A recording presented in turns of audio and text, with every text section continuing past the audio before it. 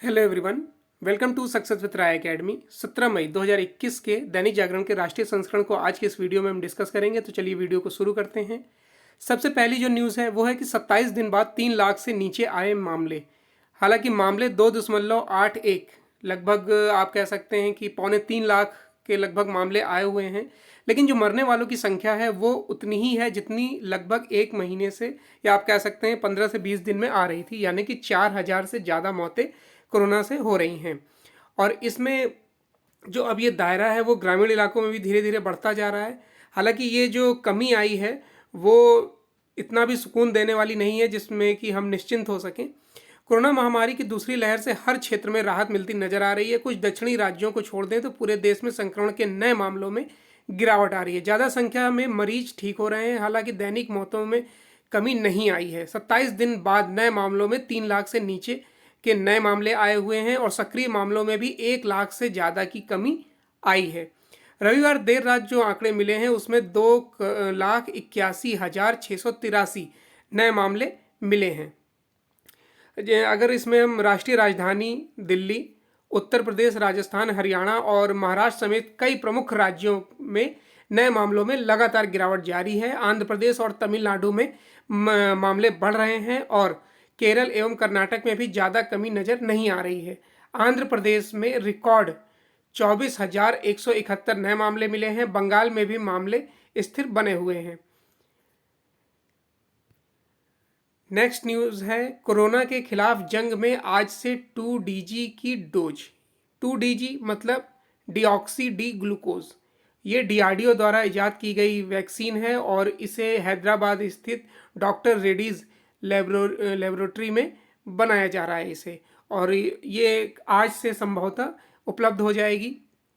Corona महामारी के खिलाफ जंग में बेहद अहम मानी जा रही डीआरडीओ की नई दवा 2DG की पहली खेप सोमवार को मरीजों के लिए जारी कर दी गई है। रक्षा मंत्री Rajnath Singh deoxy D glucose के 10,000 सैशे राष्ट्र स्वास्थ्य मंत्री हर्षवर्धन को सौंपेंगे। ऑक्सीजन की कमी से जूझने वाले कोरोना संक्रमितों के लिए यह दवा बेहद मददगार मानी गई है।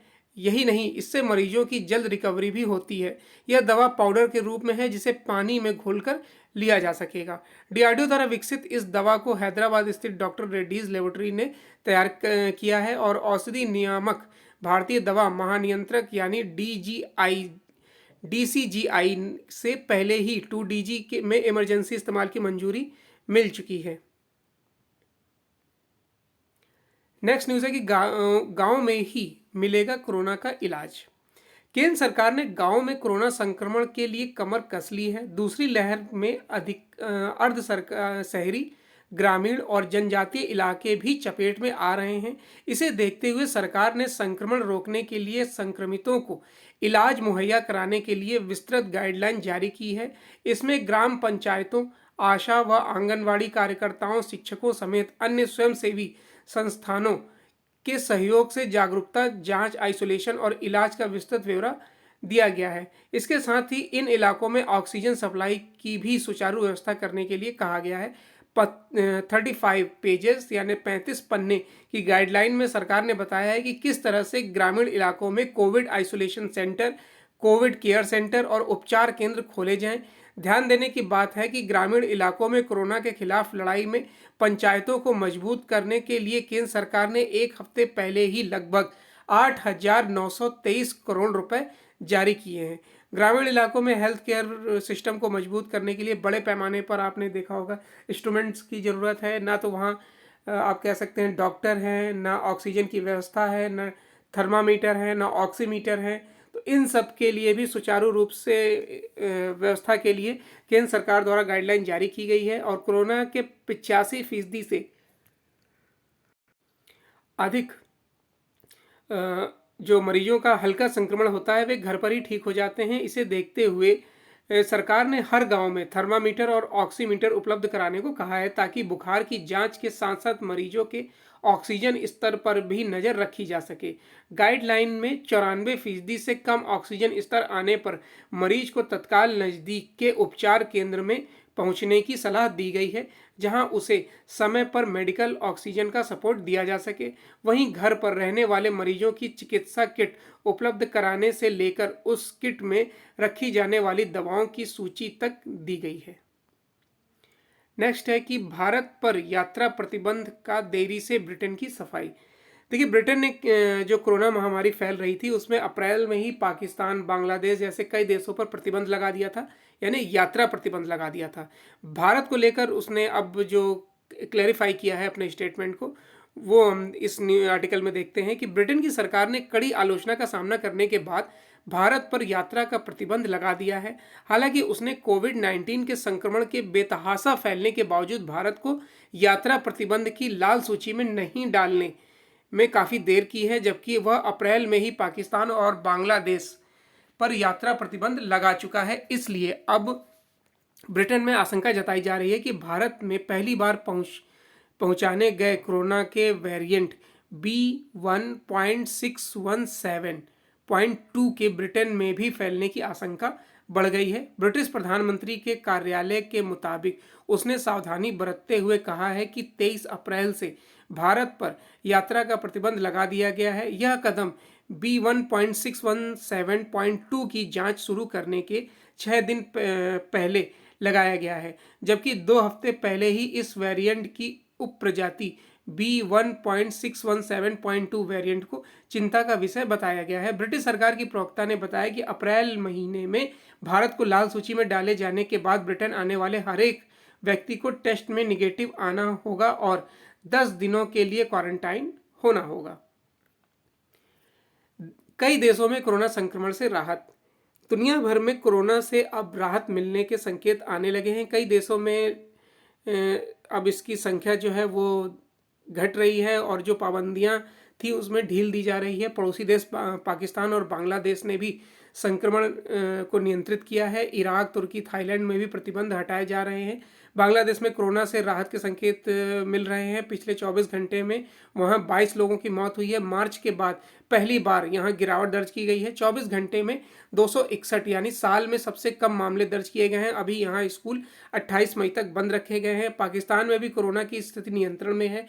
ईद पर भी वहां मरीजों की संख्या में गिरावट दर्ज की गई है। अब सरकार पाबंदी में ढील देने पर विचार कर रही है। रात 8 बजे तक बाजार खोलने की भी अनुमति दे दी गई है। थाईलैंड में भी राहत दी गई है। बैंकॉक में सोमवार से 25% क्षमता के साथ रात 9 बजे तक रेस्टोरेंट खोले जा रहे हैं। इसकी सरकार ने 10 दिन लॉकडाउन की योजना को स्थगित कर दिया है। केरल और कर्नाटक में तबाही मचाते हुए आगे बढ़ा टॉक्टे। अरब सागर से उठी समुद्री तूफान टॉक्टे केरल, कर्नाटक और गोवा के तटवर्ती इलाकों में तबाही मचाते हुए रविवार को आगे बढ़ गया। बारिश और तेज हवाओं से सैकड़ों घर उजड़ गए। हजारों लोगों को सुरक्षित स्थानों पर शरण लेनी पड़ी। तूफान से जुड़े हादसों में कम से कम 6 लोगों की मौत हो गई है। मौसम विभाग के अनुसार टॉक्टे के चलते महाराष्ट्र के तटवर्ती कई जिलों में सोमवार यानी 17 मई को तेज हवाओं के साथ भारी बारिश होने के आसार हैं। हवाओं की रफ्तार के अनुसार इस तूफान की अति गंभीर की श्रेणी में रखा गया है। यह तूफान अगले 24 घंटे में और विकराल होगा और सोमवार की शाम तक गुजरात पहुंच जाएगा। हालात से निपटने के लिए एनडीआरएफ की 101 टीमों के साथ कोस्ट गार्ड, नौसेना और वायुसेना भी मुस्तैद है। इस बीच केंद्रीय गृह मंत्री अमित शाह ने महाराष्ट्र, गुजरात, गोवा के मुख्यमंत्रियों और दमन द्वीप और दादर नगर हवेली के प्रशासकों के साथ बैठक कर बचाव की तैयारियां पर चर्चा की है। वहां कैबिनेट सचिव राजीव गौबा ने भी नेशनल क्राइसिस मैनेजमेंट कमेटी की बैठक कर तैयारियों की समीक्षा की है। टॉक्टे के कारण केरल में हुई भारी बारिश से राज्य के कई बांधों में जल स्तर बढ़ने का खतरा पैदा हो गया है। संभावित खतरे के प्रति राज्य प्रशासन को अलर्ट कर दिया गया है। चीन से मुकाबले को क्वाड देश करे आर्थिक हितों का संरक्षण। भारत, जापान, ऑस्ट्रेलिया और अमेरिका क्वाड देशों में शामिल हैं। आपको पता होगा चीन से लड़ने के लिए क्वाड देशों को भी व्यापारिक हितों की संधि करनी होगी, तभी इस गठजोड़ की उपयोगिता को सिद्ध किया जा सकेगा। यदि चीन किसी भी देश के आर्थिक हितों को चोट पहुंचाता है तो अन्य देश उसको सुरक्षा देने का काम करेंगे। यह मानना है कि चीन में राजनीतिक बंदी के रूप में रहे जेनिल यांग और यूरोप की धार्मिक स्वतंत्रता फोरम के अध्यक्ष आरोन रोड्स का। उन्होंने द हिल में लिखे एक लेख में कहा है कि चीन की कम्युनिस्ट पार्टी के लिए क्वाड ही सही जवाब होगा। दशकों से चीन दबाव में अपने सहयोगी बनाता रहा है और फिर जो व्यापारिक सहयोगी उसके हिसाब से नहीं चलते उन पर प्रतिबंध लगा देता है।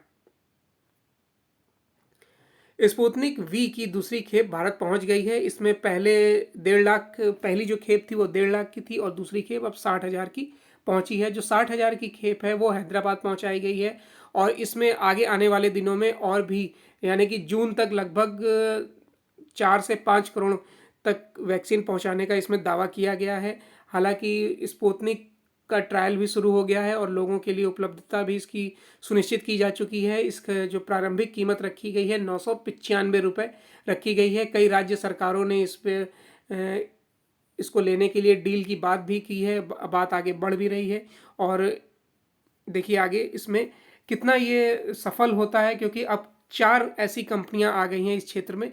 एक तो स्पुतनिक वी, उसके बाद 2DG और कोविडशील्ड और कोवैक्सीन। अब 4 ऐसी कोरोना से महामारी की लड़ाई में उपलब्ध वैक्सीन है जो भारत की बाजार में उपलब्ध हैं।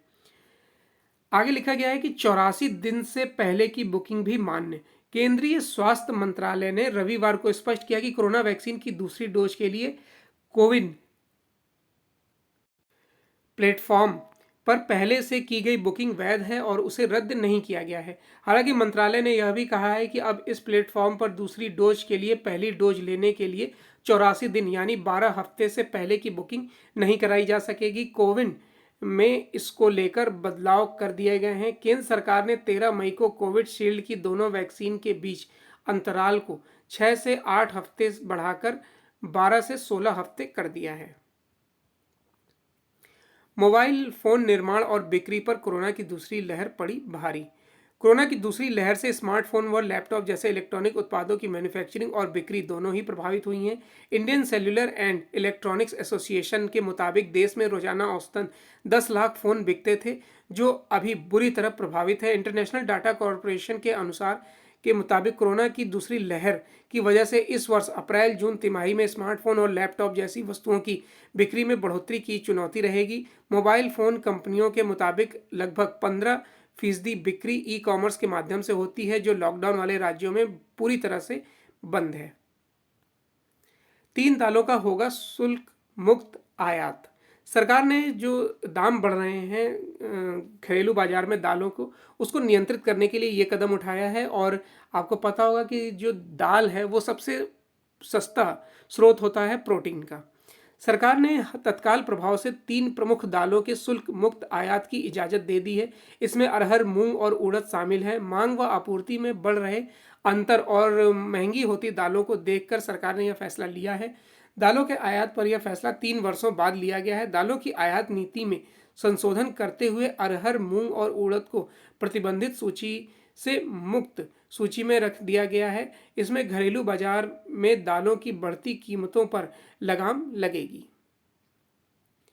अब है एडिटोरियल पेज। एडिटोरियल पेज में पहला आर्टिकल है आपदा प्रबंधन पर अनावश्यक आक्रामकता, और ये आर्टिकल लिखा है centre for the studies of society and politics के निदेशक एवं राजनीतिक विश्लेषक डॉक्टर AK वर्मा द्वारा।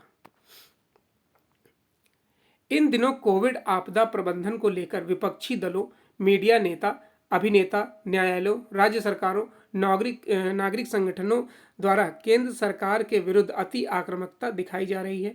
इसमें कोई शक नहीं है कि इस दौरान जनता को दवाओं, ऑक्सीजन, अस्पतालों में विस्तार की कमी और कालाबाजारी से रूबरू होना पड़ा।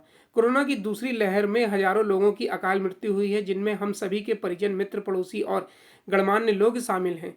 यह अभूतपूर्व आपदा और अप्रत्याशित मानवीय क्षति राष्ट्रीय शोक है। इतिहास में कभी कभार ही ऐसा होता है। संपूर्ण समाज को मिलकर इससे निपटना होता है। इसके लिए किसी सरकार, अभिकरण या नेतृत्व को दोषी ठहराकर कुछ भी हासिल नहीं होता है।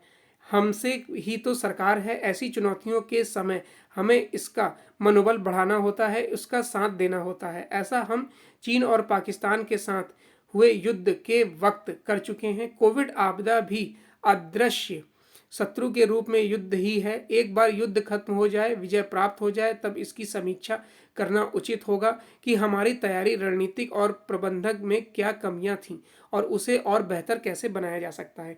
कोई भी सरकार कोविड जैसी भयंकर आपदा के लिए ना तो तैयार होती है और ना ही कोई स्थायी संरचना बनाकर रखती है। आपदा का प्रबंधन तो करना ही पड़ता है। 139 करोड़ जनसंख्या वाले लोकतांत्रिक देश में यह बहुत बड़ी चुनौती है। इसकी और देशों से तुलना नहीं करनी चाहिए। भारत के मुकाबले अमेरिका की जनसंख्या 1/4 अर्थात केवल 33 करोड़ है। वहाँ कोविड से 6 लाख लोगों की मृत्यु हो चुकी है, जो प्रथम एवं द्वितीय विश्व युद्ध, वियतनाम युद्ध और 9/11 त्रासदी में कुल मृतक अमेरिकियों की संख्या से भी अधिक है। अमेरिका विकसित देश है, वहाँ तो स्वास्थ्य संबंधी सभी आधारभूत संरचनाएं हैं, फिर भी वहाँ भारत के मुकाबले 3 गुना मृत्यु कैसे हुई। बावजूद इसके वहाँ संघीय सरकार के विरुद्ध ऐसी कोई आक्रामकता नहीं दिखाई दी जैसी हमें अपने देश में देखने को मिली है।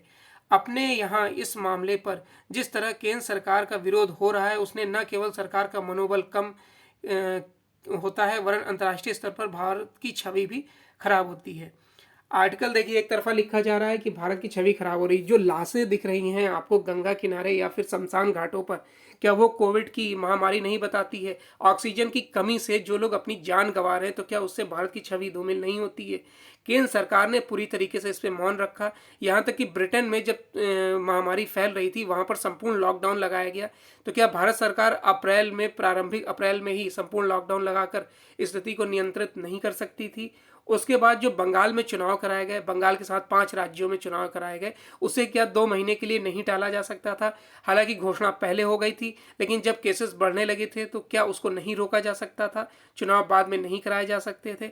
ऐसी कई व्यवस्थाएं हैं। आईपीएल जैसी जो आईपीएल जो खेल है, उसमें सारा खेल पैसे का है इतना। वहाँ पर अब जब वहाँ पर जब लोग पॉजिटिव निकलने लगे, खिलाड़ी पॉजिटिव निकलने लगे, तब उसको रोका गया। तो ये सब कमियां हैं। उससे क्या भारत की छवि धूमिल नहीं होती है? लोग मर रहे हैं, ग्रामीण इलाकों में कोरोना फैल रहा है, वहाँ स्वास्थ्य सुविधाएं नहीं है, इससे क्या भारत की छवि मजबूत होती है? ये भी डॉक्टर ए के वर्मा को बताया जाना चाहिए। आपदा प्रबंधन में हमेशा कमियां होती हैं, चाहे किसी भी पार्टी की सरकार क्यों ना हो, पर उन कमियों को इंगित करने में संतुलन जरूरी है। लॉकडाउन लगे तो मजदूरों को रोजी रोटी और अर्थव्यवस्था में गिरावट का आरोप, ना लगे तो सरकार पर लोगों के जीवन से खिलवाड़ करने की तोहमत। देखिए, लोग बचेंगे तो वो जीविका अर्जित कर लेंगे, अगर लोग रहेंगे ही नहीं। इसमें कई गरीब मर गए, कई बिजनेसमैन मर गए, कई सरकारी कर्मचारी, कितने लोग इसमें अपनी जान गंवा बैठे। तो क्या वो अब अर्थव्यवस्था में अपना योगदान देंगे? ये भी समझने की बात है। इसमें आगे ये बताया गया है कि सरकारी तंत्र जो है उसको दोषी पूरी तरीके से नहीं मानना चाहिए। लोकतंत्र में सरकार को ऐसी आलोचनाओं से जूझना ही पड़ता है, लेकिन परिपक्व और सहयोगी विपक्ष, निष्पक्ष मीडिया और उचित जन समर्थन किसी भी सरकार की बहुत बड़ी पूंजी होती है। सरकार को न केवल आपदा प्रबंधन वरन इस पूंजी को संभालने पर भी समुचित ध्यान देना चाहिए। लोकतंत्र की विशेषता है कि बिना जन सहमति, जन समर्थन और जन सहभागिता के अच्छे कार्य का भी श्रेय सरकार को नहीं मिलता और उसे चुनाव में इसका नुकसान उठाना पड़ता है। गरीबों की मदद से ही सुधरेगी अर्थव्यवस्था। और ये आर्टिकल लिखा है अजीम प्रेमजी विश्वविद्यालय से संबद्ध मृणालिनी झा और अमित भोसले ने। आज देश कोरोना की दूसरी लहर के कारण युद्ध स्तरीय संकट के दौर से गुजर रहा है। इस स्थिति में डूबती सांसों के बीच प्राणों को बचाना ही हमारा एकमात्र ध्येय होना चाहिए। लेकिन इसके पश्चात बचा ली गई है और बड़ी संख्या में उजड़ गई जिंदगियों को वापस पटरी पर लाने की अहमियत से भी इनकार नहीं किया जा सकता। हालांकि कोरोना से के आने के पहले भी हमारे पिछले कई दशकों से की अपनी सबसे लंबी मंदी के दौर से देश गुजर चुका है, फिर भी विरासती समस्याएं तो थी ही। मसलन रोजगार सृजन की धीमी दर और राजनीतिक प्रतिबद्धता का अभाव। सच कहें तो बगैर किसी सामाजिक सुरक्षा के कामकाजी वर्ग का एक बड़ा तबका किसी आकस्मिक संकट का सामना करने की स्थिति में नहीं था। इन सबके बावजूद धीमी रफ्तार से ही सही देश का आर्थिक विकास तो हो ही रहा है। अर्थशास्त्रियों के आकलन के हिसाब से एक साल में करीब 5 करोड़ लोग न्यूनतम मजदूरी आय सीमा के ऊपर आते हैं, लेकिन इस महामारी ने न केवल ऐसा नहीं होने दिया बल्कि इस आय सीमा से ऊपर के करोड़ों लोगों को नीचे भी ढकेल दिया है। सरकारी राहत के से संकट के सबसे भयानक रूपों से बचाव तो हुआ है, लेकिन सहायता के उपायों की पहुंच अधूरी है और कुछ सबसे कमजोर वर्ग उनसे वंचित रहे हैं।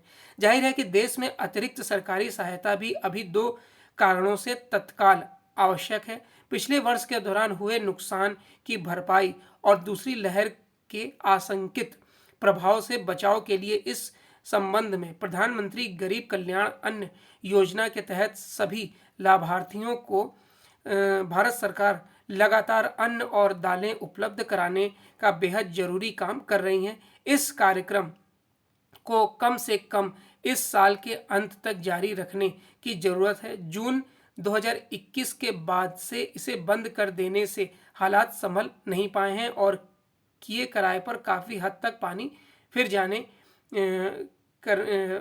फिर जाने की आशंका लगाई जा रही है। यह समझा जाना चाहिए कि तहस नहस होती अर्थव्यवस्था और बर्बादी के कगार पर खड़े लोग एक ही सिक्के के दो पहलू हैं। एक को दूसरे से अलग करके देखा नहीं जा सकता है। अगर हमारी नीतियां लोगों की सिमटी आमदनी और जाते रोजगार को वापस पूर्व स्थिति पर बहाल करने में कामयाब रहती है तो निसंदेह अर्थव्यवस्था भी पटरी पर आती नजर आएगी। नेक्स्ट है गांवों की सुधि लें।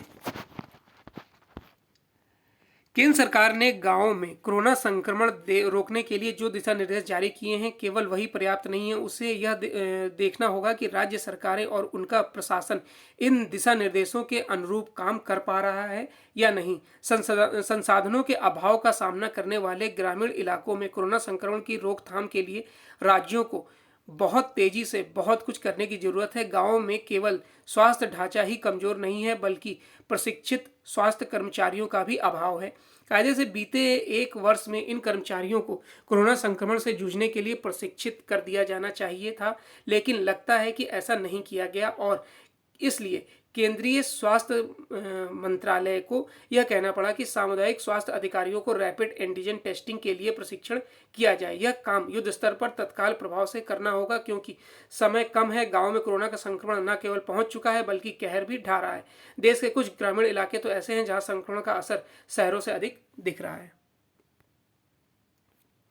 तो ये आज का यानी 17 मई 2021 का दैनिक जागरण का राष्ट्रीय संस्करण था। आई होप आपको वीडियो अच्छा लगा होगा। अगर आपको वीडियो अच्छा लगा हो तो लाइक और शेयर कर दीजिएगा। वीडियो देखने के लिए धन्यवाद।